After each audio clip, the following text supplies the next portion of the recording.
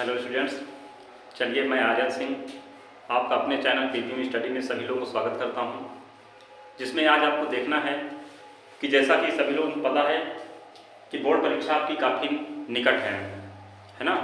तो मैं इसमें जो है आप लोगों के लिए जीव विज्ञान का मॉडल पेपर लेकर उपस्थित हूँ, जिसमें आज आपका मॉडल पेपर फर्स्ट होने वाला है। ठीक है, ये आपके बोर्ड परीक्षा के लिए जो है बेहद महत्वपूर्ण होने वाला है। ठीक है, यह लेक्चर जो है आपका ये आपके लिए बहुत ही महत्वपूर्ण भूमिका निभाएगा आपकी बोर्ड परीक्षा के लिए। ठीक है, ये अब आपकी परीक्षाएं जो है सभी लोगों को जैसे कि पता है कि 16 फरवरी से एग्ज़ाम आपके स्टार्ट हैं बोर्ड के।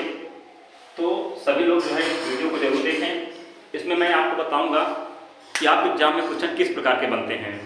ठीक है, जिसमें से पहले 4-5 विकल्पीय क्वेश्चन आते हैं, है ना। जैसा कि आप लोगों ने अभी एग्जाम दिया होगा अर्धवार्षिक परीक्षा में, तो आपने इसका जो है मॉडल या संरचना आपने देख ही लिया है ना। जिसमें आप लोगों ने देखा था कि इसमें आपके अर्धवार्षिक परीक्षा में 4 क्वेश्चन बने थे, जिसमें 4 से 5 क्वेश्चन जो है आपकी बोर्ड परीक्षा में भी बनेंगे। तो सबसे पहले मैं यहाँ पे जो है 4 क्वेश्चन जो है विकल्पीय यहाँ पे मैंने लिख करके रखा है और आपको इन्हें पढ़ करके उत्तर देना होगा। ठीक है, तो चलिए हम इसकी शुरुआत करते हैं और आप लोग जो है क्वेश्चन पढ़ेंगे और आंसर देंगे। ठीक है ना, इसमें हम थोड़ा सन डाल देते हैं, मेंशन कर देते हैं, है ना। ये है आपका आज की जो डेट है, चलिए डेट क्या डालते हैं, इसमें सिर्फ डाल देंगे 2023, है ना। यहाँ पे 2023। ठीक है, इसमें आज आपकी ये 1 फरवरी है ना। आज 1 फरवरी है, 1 फरवरी 2023। ठीक है, चलिए 1 फरवरी 2023 की इस लेक्चर को आपको देखना है। इसके बाद हम बैक टू बैक आपको जो है मॉडल पेपर कराएंगे जब तक आपके एग्जाम नहीं आ जाते हैं। ठीक है, जब तक आप अपना एग्जाम कंप्लीट नहीं कर लेते हैं तब तक मैं आपको जो है लगातार मॉडल पेपर हर दूसरे तीसरे दिन कराता रहूँगा। अगर आप सभी लोग इस मॉडल पेपर को देखते हैं तो आपके बेहद क्वेश्चन जो है वैसे भी कंप्लीट हो जाएंगे। ठीक है, लगभग क्वेश्चन जो है कभी कभार जो है डायरेक्ट भी क्वेश्चन फंस जाते हैं, इसलिए जो है मॉडल पेपर जरूर देखिए और आपको इसका आधार भी पता चलेगा कि हमें क्वेश्चन किस प्रकार से करने हैं। पहले आपके विकल्पीय क्वेश्चन आएंगे 4 से 5, इसके बाद आदि लघु उत्तरीय क्वेश्चन बनते हैं, तब जाके लघु उत्तरीय क्वेश्चन रहते हैं। ठीक है, तो इस क्रम में आपको जो है सारे क्वेश्चन को अटेंड करना होगा।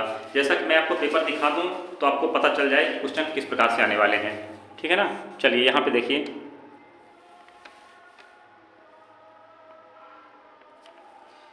अभी आपको दिख नहीं पा रहा है ये सही से, चलिए हाँ अब देखिए। चलिए जैसे इसमें देखिए नंबर देखिए, पहला क्वेश्चन में दिया गया है निम्नलिखित में से कौन खाद्य कवक है।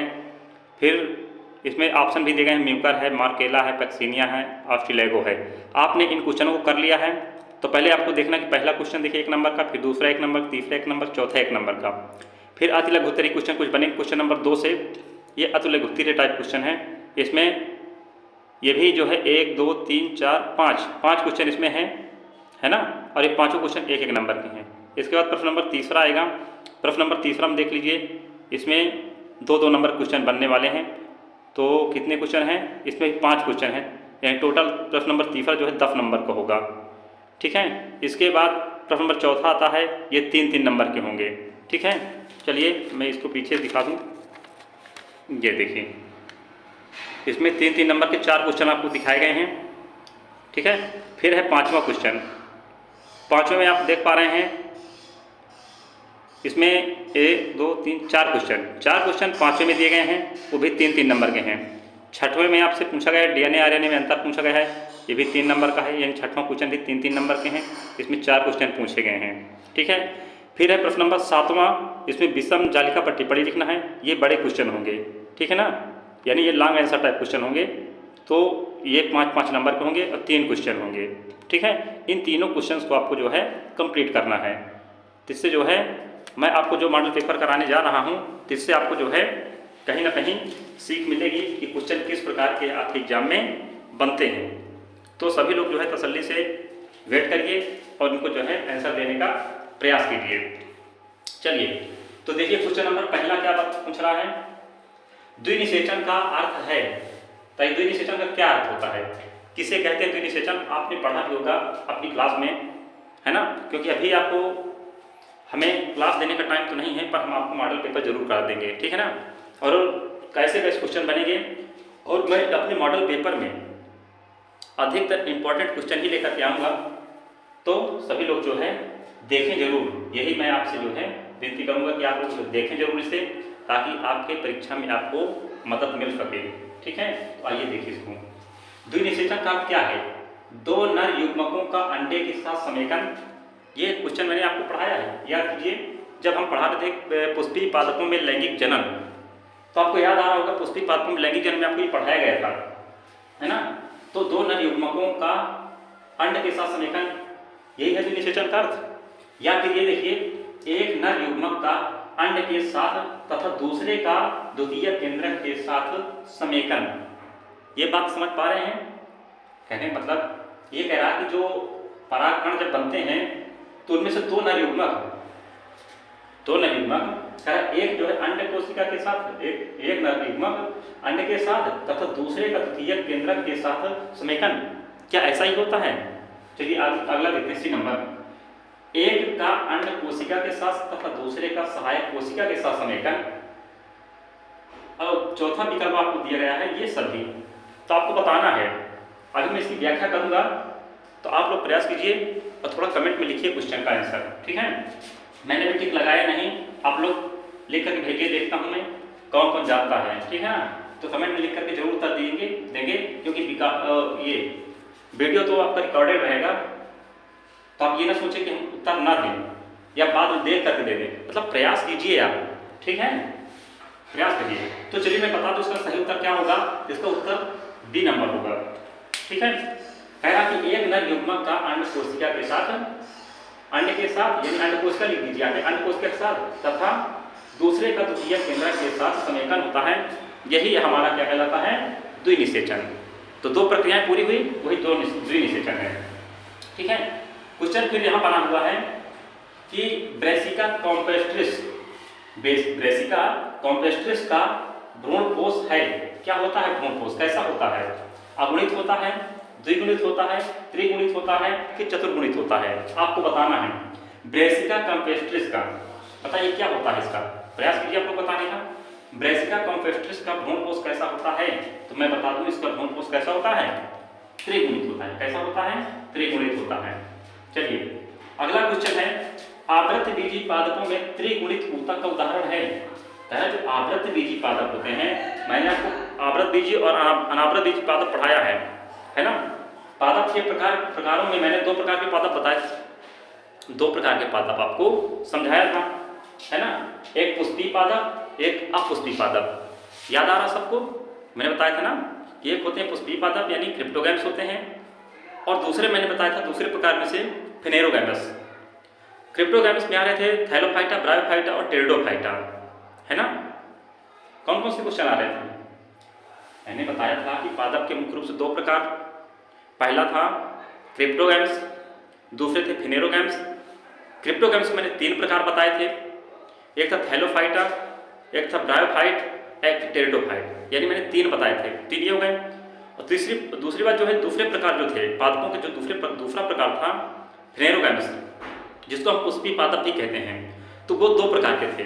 कौन कौन से? एक आवृत बीजी पादप, दूसरे अनावृत बीजी पादप। तो उसमें से मैंने यहाँ क्वेश्चन एक रखा है कि आवृत बीजी पादपों में जो त्रिगुणित ऊतक का उदाहरण होता है वो क्या होता है?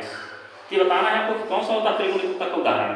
तो इसमें जो है दिया गया ऑप्शन है सहायक कोशिका, बीजांडकाय, प्रतिध्रुवीय कोशा, प्रतिध्रुवीय कोशा का भर बना, यहाँ पे कोभर बना हुआ है ना, ये कोशा है।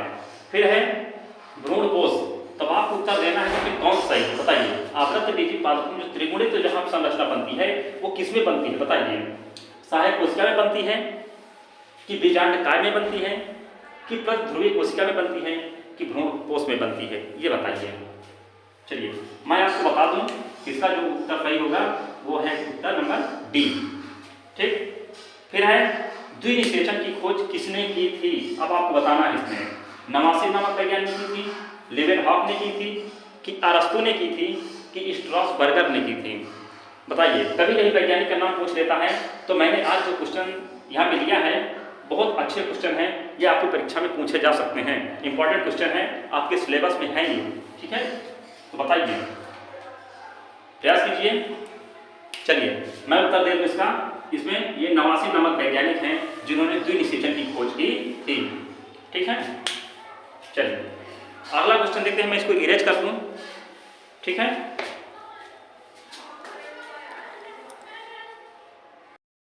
चलिए मैंने इरेज कर दिया इसको।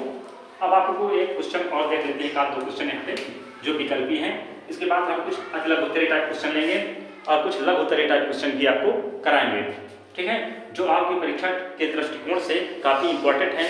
हम ऐसे ही क्वेश्चनों को आपके जो है इसमें क्लास में लेकर के आए हुए हैं। ठीक है, ये आपके जो है परीक्षा के लिए बहुत ही आपके लिए सहायतापूर्ण होंगे। आप वीडियो देखते रहिए। ठीक है, मैं इसमें वही क्वेश्चन लेके आऊँगा जो आपके सिलेबस में हैं और जो आपके एग्जाम में पूछे जा सकते हैं, जिनकी संभावनाएं 90% होती है।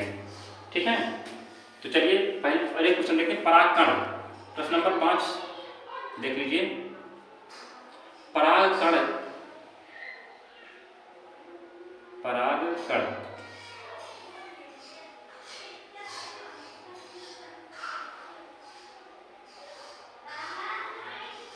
परागकण होते हैं, क्या है परागकण? चलिए आपको बताना है परागकण क्या होते हैं। मैं ए नंबर लिख दूं, बी नंबर, सी नंबर और डी नंबर। 4 विकल्प मैं आपको दे रहा हूं और आप बताना कि परागकण में से क्या है।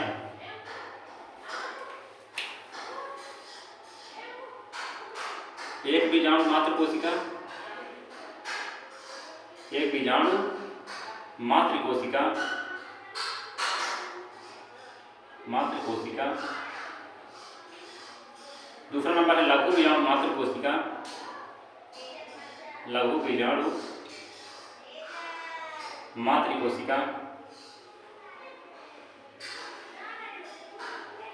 लघु बीजाणु मात्र कोशिका,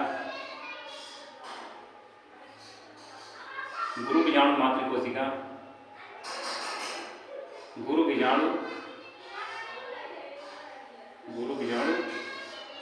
मात्र कोशिका, या गुरु बीजाणु जनन, या गुरु बीजाणु जनन।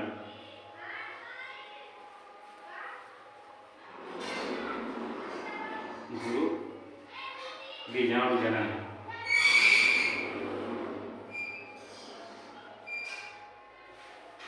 बताइए, ये 4 ऑप्शन हो गए। अब आपको इसका आंसर देना है, तब तक मैं दूसरा क्वेश्चन यहाँ पे जो है नोट कर रहा हूँ।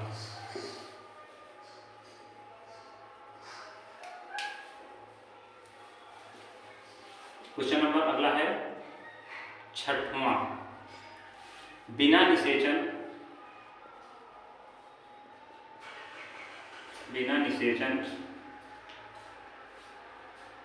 भ्रूण निर्माण की प्रक्रिया कहलाती है। बिना निषेचन भ्रूण निर्माण की प्रक्रिया कहलाती है।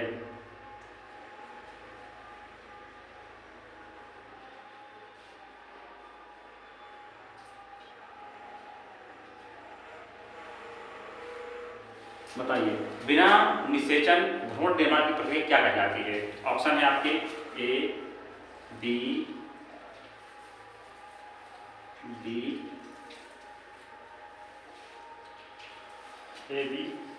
सी, डी।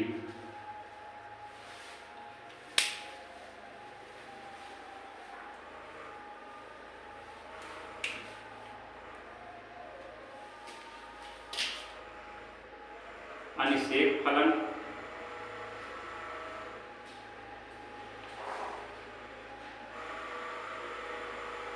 अनिषेक जनन,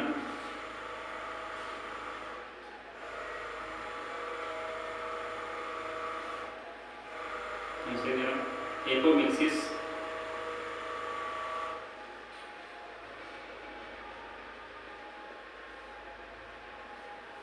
एपोमिक्सिस और हो जाएगा भ्रूण निर्माण।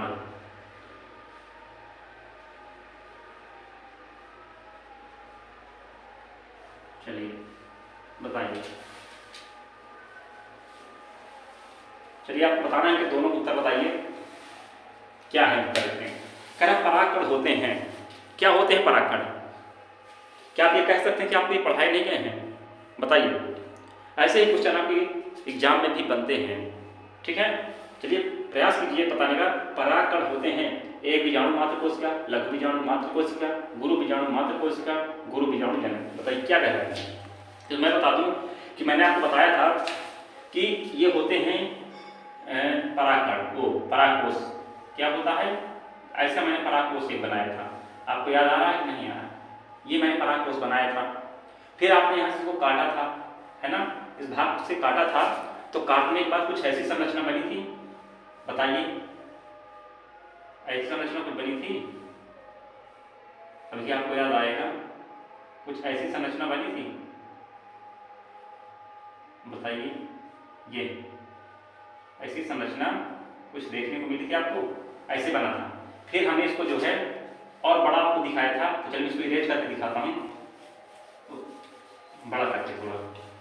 कैसी संरचना दिखी थी? तो आपने देखा था कि कुछ ऐसी संरचना बन गई थी।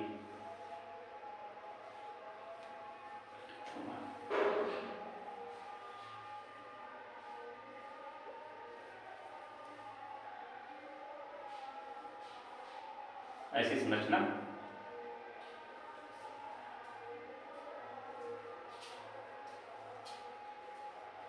ऐसी संरचना आपको दिखी थी, है ना, यहाँ से। तो ये 4 लघु बीजाणु धानियां बनी थी और फिर इन्हीं के अंदर परागकण बने थे। ये पता चला कि नहीं आपको? ये 4 लघु बीजाणु धानियां यहाँ पे बनी हुई थी। ये संरचना कुछ ऐसी थी, है ना, ऐसी संरचना। इस तरह कुछ आपको ये संरचना देखने को मिली थी। थोड़ा अच्छा से बना नहीं है, पर इसमें 4 लघु बीजाणु धानियां रही, तो लघु बीजाणु मात्र कोशिका के अंदर क्या बने थे? परागकण बने थे। तो आपका बी नंबर सही होगा, ठीक। फिर दूसरा क्वेश्चन कह रहा है बिना निषेचन भ्रूण निर्माण की प्रक्रिया क्या कहलाती है? निषेचन। अब आप इसमें इस शब्द को फोकस करिए जरा, निषेचन क्या है? क्या ये पौधों में होता है कि जंतुओं में होता है? बताइए, ये बता पाएंगे? निषेचन की प्रक्रिया ये पौधों में होता है कि जंतुओं में होता है? बात तो पादप कोशिका की चल रही है, मतलब पादपों की चल रही है ना। तो बताइए इसमें निषेचन जो होता है वो किसमें होता है? पादपों में होता है, जंतुओं में होता है? तो मैं बताऊं यहाँ पे ये जंतुओं की प्रक्रिया है। क्या है? जंतुओं की। क्योंकि निषेचन की जगह पे यहाँ पे हम अगर पादपों में यही प्रक्रिया होती है तो इसको परागण कहा जाता है। क्या कहा जाता है? परागण।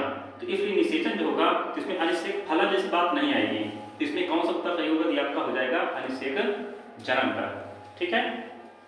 ये आपके जो है यहाँ से क्वेश्चन कंप्लीट होते हैं। अब एक आध क्वेश्चन जो है हम ले लेते हैं अति लघुत्तरी के रूप में, ठीक है।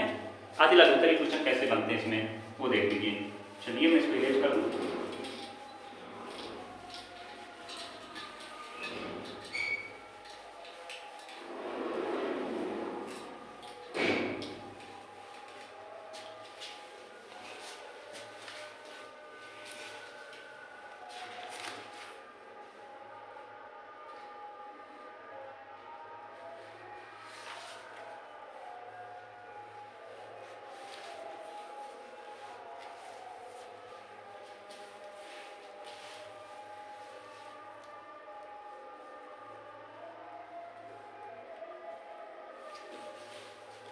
चलिए देखते हैं।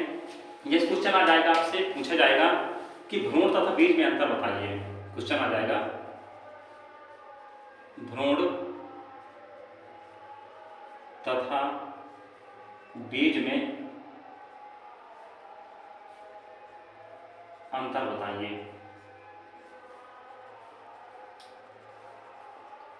अंतर बताइए। ये क्वेश्चन है आपका, ये अति लघुत्तरी क्वेश्चन है। 5-6 तक हो गए थे, 7वां नंबर से इसको बता रहे हैं, ठीक है ना। ये अति लघुत्तरी क्वेश्चन है।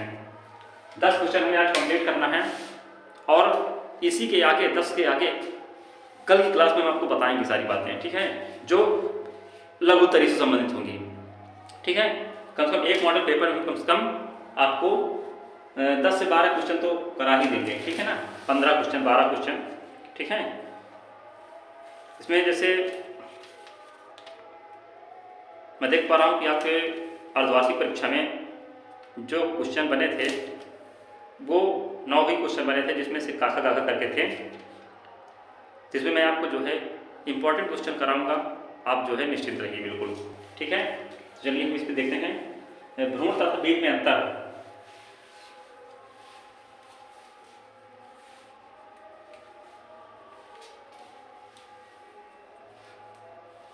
तो चलिए देखते हैं, इसमें आंसर लिखते हैं।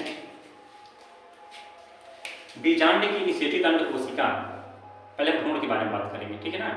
किसके बारे में बात करेंगे? भ्रूण के बारे में। देखते दोनों में अंतर होता है ना, तो पहले भ्रूण देख लीजिए क्या होता है। तो हमने क्या बताया भ्रूण में कि बीजांड की निषेचित बीजांड की निषेचित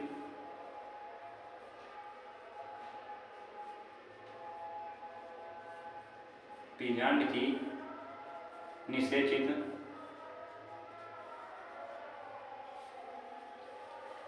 बीजांड की निषेचित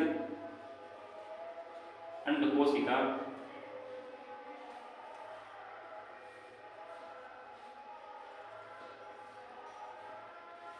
बीजांड की निषेचित अंडकोशिका या जाइगोट से अंडकोशिका या जाइगोट से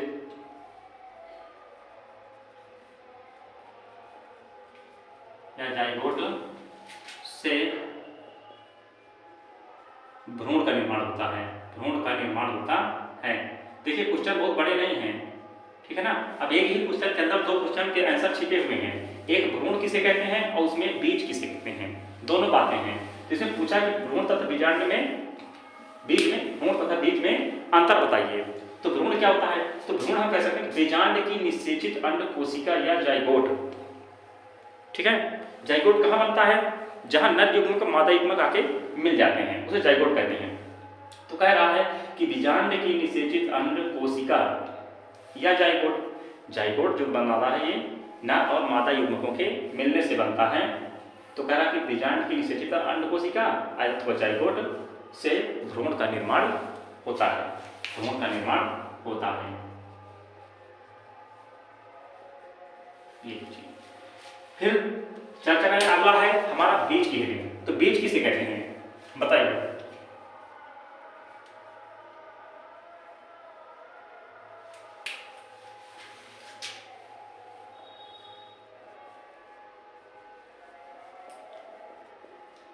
तो लिखिए बीजांड से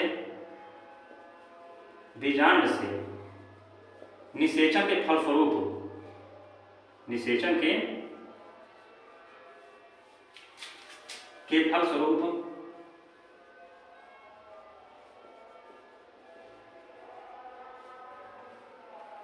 बनने वाली या होने वाली बीजांड से निषेचन फलस्वरूप बनने वाली संपूर्ण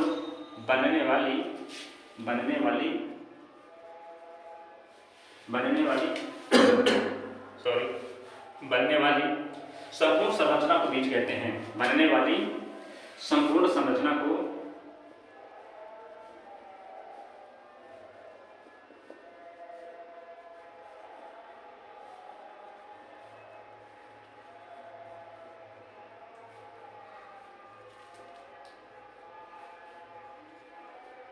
बीज कहते हैं, ठीक है।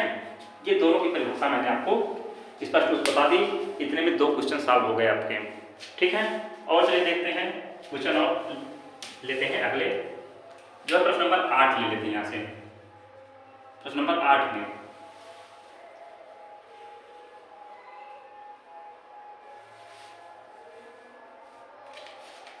चलिए कुछ अगले क्वेश्चन से अगले लेसन से हम ले लेते हैं। अच्छा चलिए देखते हैं।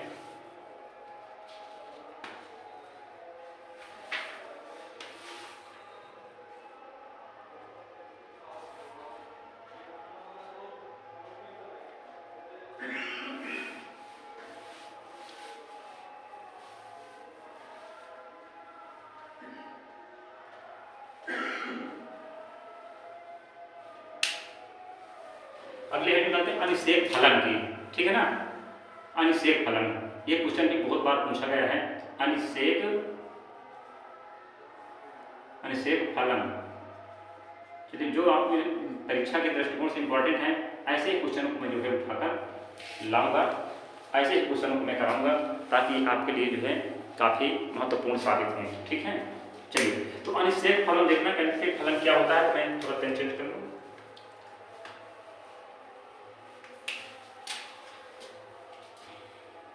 चलिए देखते हैं, कुछ पौधों में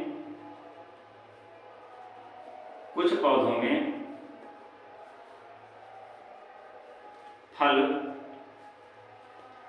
बिना निषेचन के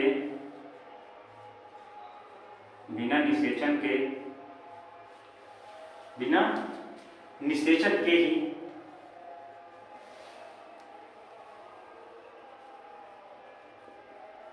बन जाते हैं, तैयार हो जाते हैं, बिना निषेचन के ही विकसित हो जाते हैं।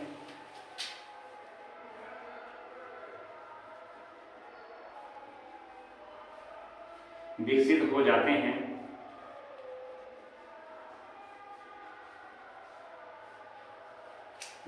जाते हैं तो इसे अनिषेक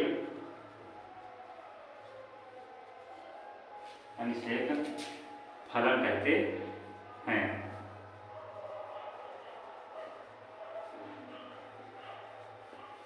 अनिषेक फलन कहते हैं। ठीक है, ये होती है अनिषेक फलन परिभाषा से परिभाषा पूछी जाती है, तो अनिषेक फलन किसे कहते हैं मैंने यहाँ पे नोट कर दिया, आप इसको नोट कर सकते हैं। ठीक है,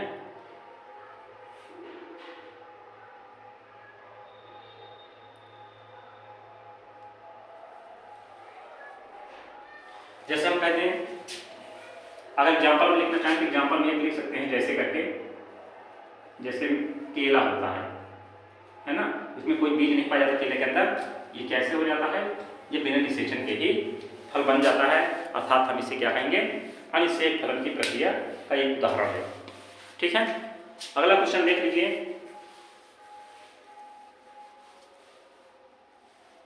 चलिए क्वेश्चन नंबर 9 लिखते हैं।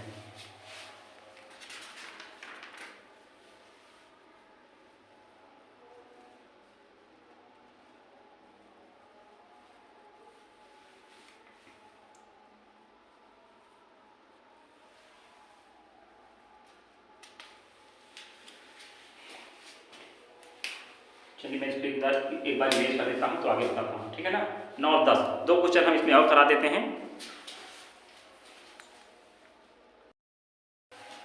चलिए देखते हैं, अगली हेडिंग है भ्रूणपोष की। भ्रूणपोष आपने पढ़ ही लिया है, भ्रूणपोष के बारे में क्या पढ़ना। चलिए कुछ और देखते हैं, है ना, वही भ्रूणपोष मैंने आपको लिखा दिया है। चलिए मैं इसमें कुछ और आपको नई चीज़ें बता दूं।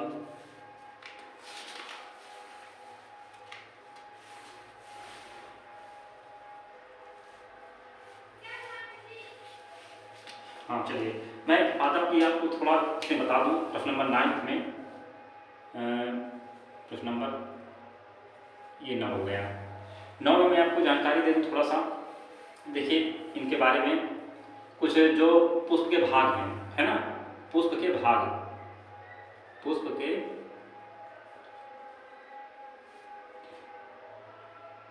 के कितने भाग हैं, कौन और कौन कौन से, पुष्प के कितने भाग होते हैं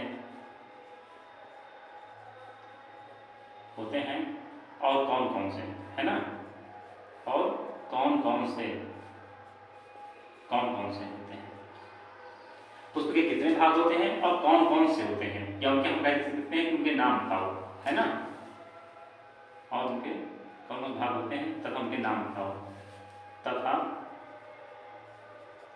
उनके नाम बताओ। ऐसे भी क्वेश्चन बन जाएंगे। ठीक है, और ये सबसे सरल क्वेश्चन है, आप लोगों ने काफ़ी बार इसको पढ़ा भी होगा। जब मैंने पुष्पी पाठकों में लैंगिक पढ़ाया है तो हमें जरूर इस क्वेश्चन के संदर्भ में आपको काफ़ी कुछ बताया है क्या। तो इसके चलते उत्तर के रूप में इसमें देखते हैं क्या बनेगा उत्तर। पुस्तक के कितने भाग होते हैं, तो पुस्तक के भाग बता दूं मैं आपको, 4 मुख्य भाग होते हैं। कितने होते हैं, इसमें 4 मुख्य भाग होते हैं, 4 मुख्य भाग होते हैं,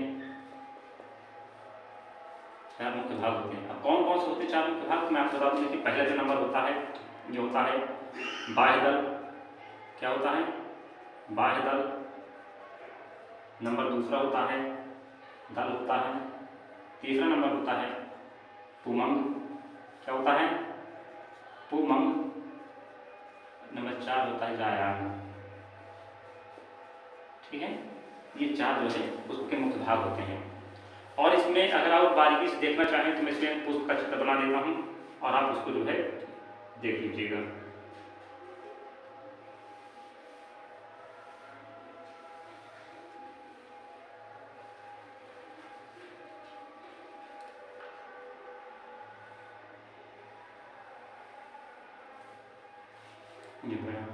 चलिए यहाँ से मैं इसको निकाले दे रहा हूँ। ये आपके जो है पुमंग के भाग हैं।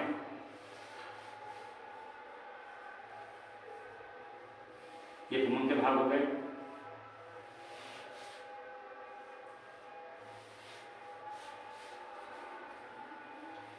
चलिए इसमें एक संरचना और यहाँ बना दे रहा हूँ मैं।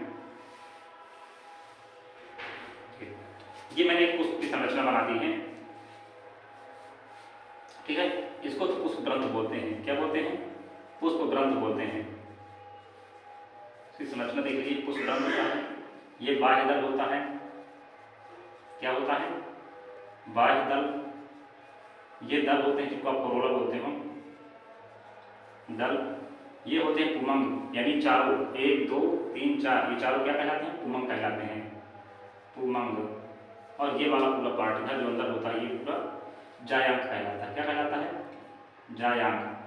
अब देखिए इसमें मैंने इसमें जो है ये चीज़ दिखा दी। अब इसमें जायांग के जो पार्ट होते हैं और पुमंग के जो पार्ट होते हैं ज़्यादा होते हैं, इसको आप पुतंतु कहते हो। क्या कहते हैं, पुतंतु बोलते हैं इसको, पुतंतु। इसको क्या बोलते हैं, पुतंतु। इसको बोलते हैं परागकोश।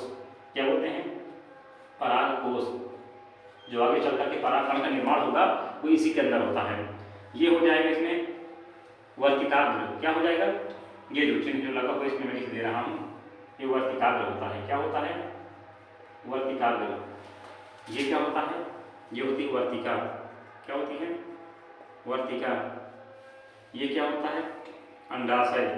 क्या होता है, अंडाशय। इसी के अंदर जब बीजाणु पाया जाता है उसकी संरचना कुछ ऐसी होती है। मैं आपको दिखा दूँ थोड़ा सा बना करके।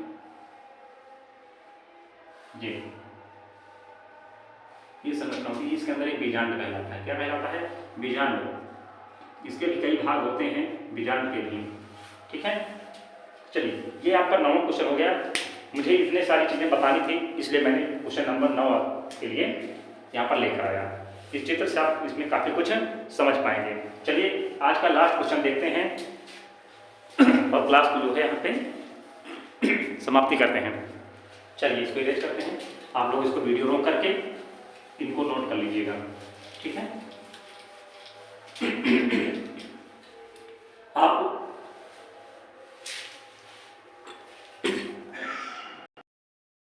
चलिए आपको यहाँ पे जो है, जैसे मैंने यहाँ पे चित्र बना के दिखाया था, आपको भी ऐसे जो है अगर एग्जाम में आता है क्वेश्चन इस तरह के, तो आपको जो है इसी तरह से आपको मेंशन करना होगा। ठीक है, चलिए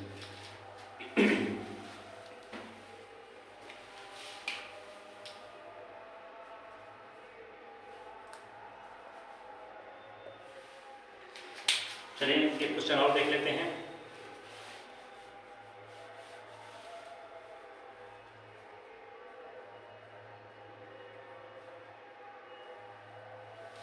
चलिए बताइए, आवृत बीजी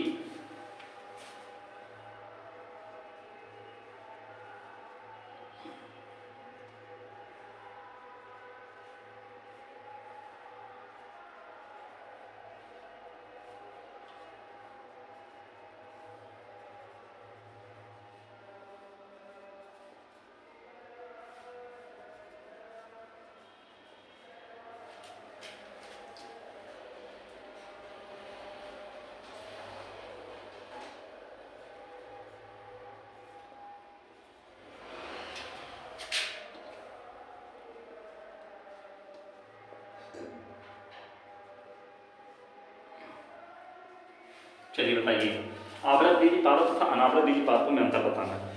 तो चलिए मैं इसको एक एक करके बता दे रहा हूँ आपको। पहले आपको देखना है आवृत बीजी, क्या देखना है, आवृत बीजी पादप। ये कैसे पादप होते हैं, ऐसे पौधे जिनमें बीज आवरण युक्त पाए जाए, ऐसे पादप जिनमें बीज आवरण युक्त पाए जाएं उन्हें हम आवृत बीजी कहते हैं, आवृत बीजी पादप कहते हैं। और ऐसे पादप जिनमें बीज आवरण रहित हों, क्या हों, आवरण रहित हों, उन्हें अनावृत बीजी पादप कहते हैं। मेरी परिभाषा सुनिएगा, आवृत बीजी ऐसे पादप जिनमें बीज आवरण युक्त होते हैं उन्हें आवृत बीजी पादप कहते हैं। और अनावृत बीजी में ही देख लीजिए, ऐसे पादप जिनमें बीज आवरणहीन होते हैं, जिनमें आवरण नहीं पाया जाता, ऐसे पादप यानी ऐसे बीज जिनमें आवरण नहीं पाया जाता है अनावृत बीजी पादप कहते हैं।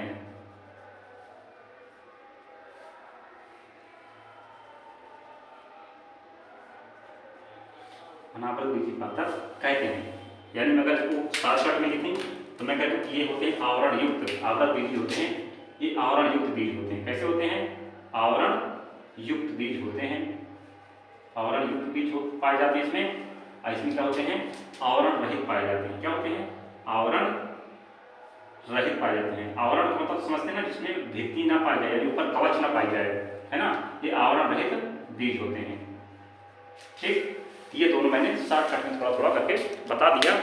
चलिए अब हम जो है कल इसी संबंधित, यानी मॉडल पेपर भी कंप्लीट नहीं हुआ, इसी से संबंधित और क्वेश्चन यानी कि अति लघु उत्तरी की बात कर रहे थे, कुछ लघु उत्तरी में चर्चा करेंगे जो आपके इस पाठ में क्वेश्चन है। मतलब कहने का कि प्रतिदिन में लगभग जो है 1 या 2 पाठ का जो है इसी प्रकार से आपको जो है सॉल्यूशन दूंगा। तो सभी लोग जो है इसमें इस चैनल से जुड़े रहिए और पढ़ते रहिए। ठीक है, चलिए।